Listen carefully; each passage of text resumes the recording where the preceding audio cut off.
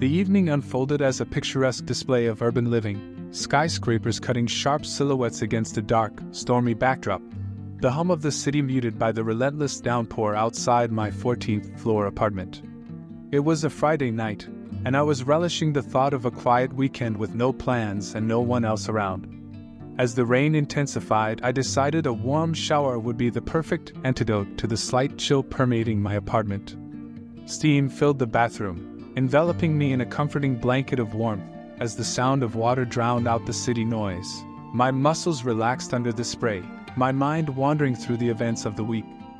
Mid-shampoo, a sudden cold draft snapped me back to reality. My first thought was that I had not closed the window properly, but as I rinsed the soap from my eyes, I caught a glimpse of a shadow through the frosted glass door of the shower. I froze, water still cascading down my body, squinting through the steam to see better. It looked like the outline of a person. I quickly turned off the water, the sudden silence amplifying my pounding heart. The figure seemed motionless, its presence both chilling and surreal.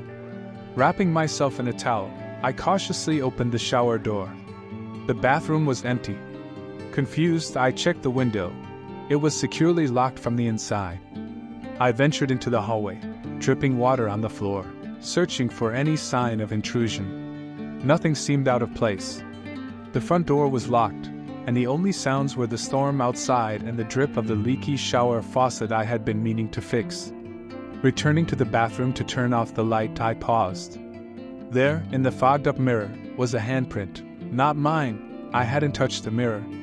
Panic surged through me as the realization that someone else was in the apartment, or had been, became undeniable. Shaking, I grabbed my phone from the bedroom and called the police. As I waited, huddled in the living room with my back against the wall, I heard it, a soft, scraping sound coming from the kitchen. It was faint, almost drowned out by the storm, but unmistakable in the stillness of my apartment. The police arrived minutes later, but it felt like hours. They searched the apartment thoroughly but found no one. The front door was still locked. No windows had been tampered with. They suggested the print on the mirror could have been an old one, made more visible by the steam. I knew it wasn't. The scraping sound remained unexplained as well, dismissed as potentially a branch or debris against an exterior part of the building. After they left, I stayed up the rest of the night, lights blazing in every room. Despite their reassurances, the feeling of being watched didn't leave me. Every shadow seemed to twitch, every noise a footstep. As the sun rose, dispelling the shadows and the rain ceased, I knew one thing for certain. I wouldn't be spending another night alone in that apartment.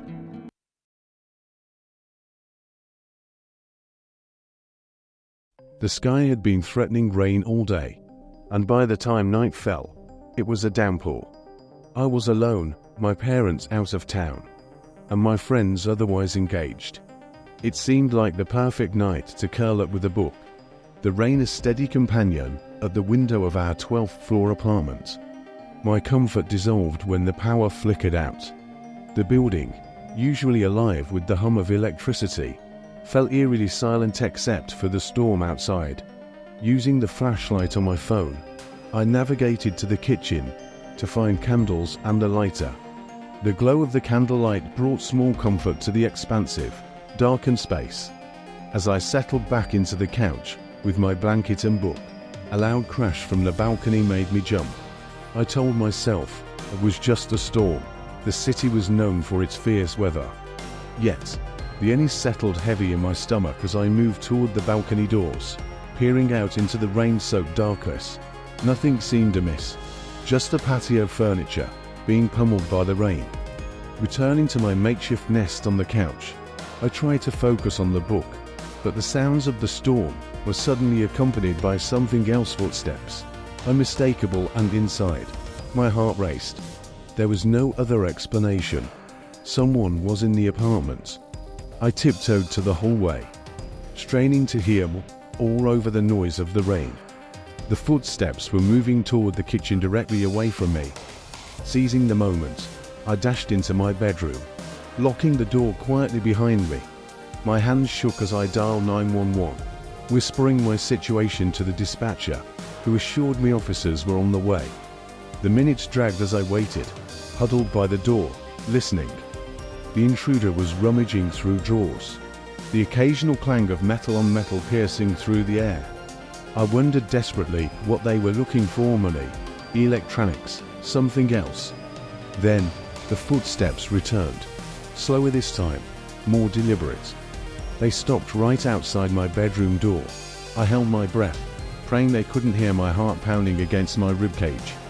The handle jiggled softly, testing the lock. "Hello," a man's voice called, almost gently. "I know you're in there. Just come out, and this will be easier." I didn't move, didn't breathe, clutching the phone tight in my hand.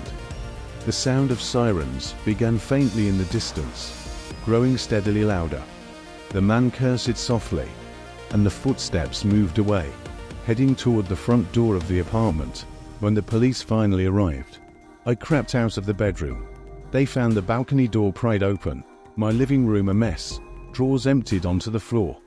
The man was gone, slipped away into the rainy night, leaving me trembling in the aftermath of his visit.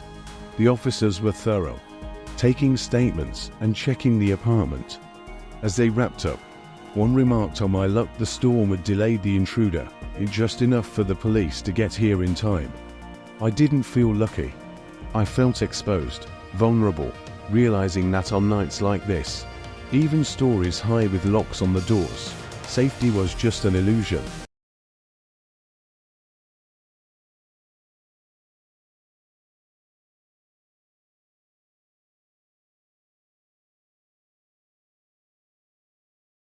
I woke to the sound of thunder crashing and rain pelting against the windows. Glancing at the clock, I realized it was well past midnight. The storm outside raged on, casting eerie shadows throughout my apartment. I sat up in bed, feeling a sense of unease creeping over me. With my roommate out of town for the weekend and my phone's battery dead, I was completely alone. As I lay there, trying to shake off the feeling of dread, I heard a faint tapping at the window. My heart skipped a beat as I cautiously approached the glass. Through the rain-streaked window, I could barely make out the silhouette of a figure standing outside. My breath caught in my throat as I fumbled for the light switch, illuminating the dimly lit room. But when I turned back to the window, the figure was gone. I tried to convince myself it was just my imagination playing tricks on me, but the feeling of being watched lingered like a chill down my spine. Deciding it was just my paranoia getting the best of me, I crawled back into bed, pulling the covers tightly around me. But sleep eluded me as the storm outside intensified, the wind howling like a chorus of ghosts. Suddenly, I heard a creaking sound coming from the hallway. My heart pounding, I strained my ears, listening for any sign of movement. The floorboards groaned again, louder this time, as if someone, or something, was slowly making their way towards my room. Panic seized me as I realized I was not alone in the apartment. With trembling hands, I reached for my phone, desperate to call for help, but remembered too late that it was dead. I could hear the footsteps now, getting closer and closer, until they stopped right outside my door. I held my breath, waiting for whatever was on the other side to reveal itself. And then, without warning, the door burst open, flooding the room with light from the hallway. I screamed, expecting to see a sinister figure looming in the doorway. But there was nothing there. Just an empty hallway, bathed in the flickering glow of the overhead light.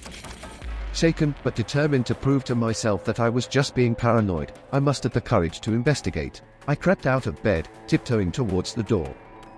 As I reached for the handle, I felt a sudden gust of wind rush past me, blowing out the candles on the nightstand. In the darkness, I could sense a presence looming over me, its icy breath sending shivers down my spine. With a newfound sense of terror, I bolted for the door, desperate to escape whatever malevolent force was lurking in the shadows. But as I reached the hallway, I was met with a sight that froze me in my tracks. Standing before me was a figure cloaked in darkness, its eyes glowing like embers in the night. And then, with a haunting whisper, it spoke.